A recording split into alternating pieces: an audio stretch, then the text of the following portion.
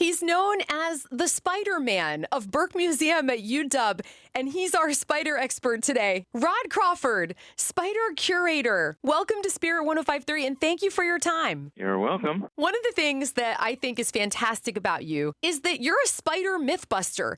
So what do you want people to know about spiders that you feel like maybe could change things? Well, spiders are essentially harmless to humans, especially around here where there are no species in the Seattle area that have major toxicity to humans. And spiders are absolutely essential to the functioning of the biological world. They are the main predators on insects.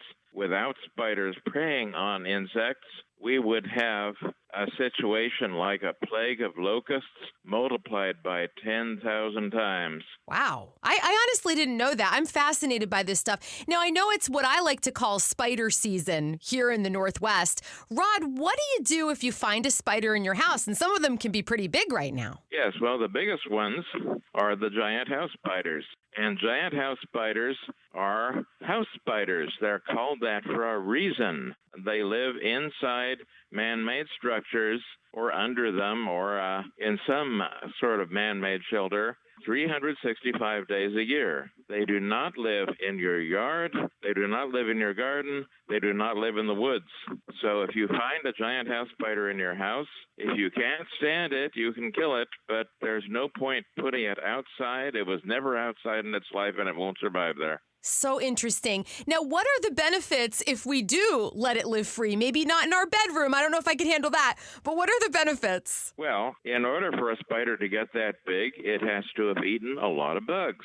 Everything from carpet beetles to clothes moths to cockroaches to bed bugs to fleas, food pests, kitchen pests. You don't want any of those.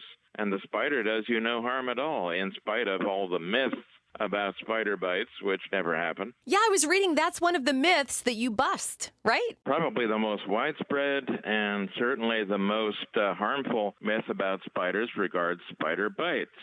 Everybody's worried about spider bites.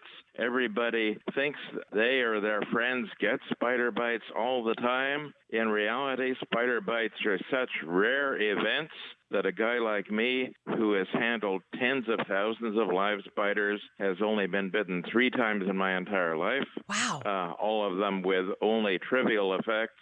The idea that spiders crawl into your bed at night and bite you is total hogwash. Never happens.